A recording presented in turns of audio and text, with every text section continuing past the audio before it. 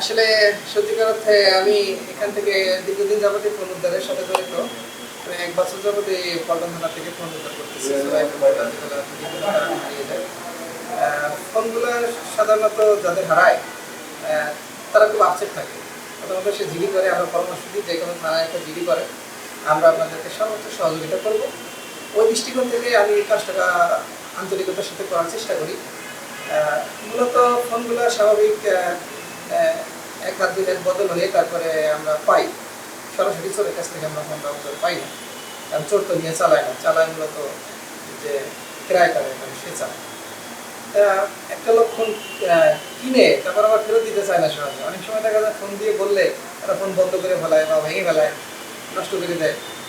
এইখান থেকে আমরা একটু টেকনিক অবলম্বন করে মোবাইলটা উদ্ধার করি, যাতে অক্ষত গল্প উদ্ধার করা যায়। যেমন এখানে গত মাসে ১০৫টা মোবাইল আমি উদ্ধার করে দিয়েছি, এই মাসে ৫০টা মতো। এবারে যে বেশ ফোন উদ্ধার হয়, জিডিও হয় অনেক, একটু কষ্ট আছে আর কি।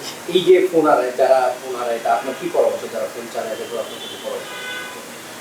যারা ফোন চালায় তাদের তো পরামর্শ একটাই, সর্বোচ্চ সচেতন থাকাই জরুরি।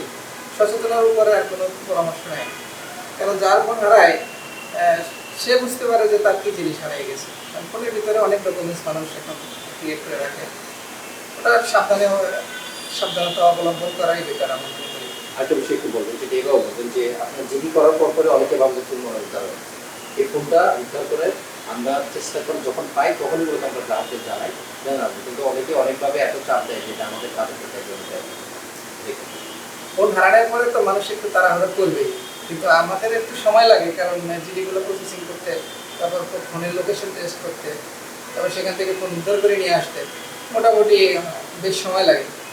সর্বোচ্চ মোটামুটি একটা ফোন হারানোর পরে সাধারণত ১ মাস বা ১৫ দিনের মধ্যে এটা রিকভারি পর্যায়ে আমরা যাই, যেগুলো চালু থাকে। আর যেগুলো চালু হয় না তো সেগুলো তো আসলে কিছু করা সম্ভব হয় না। আসলে সত্যিকার অর্থে আমি এখান থেকে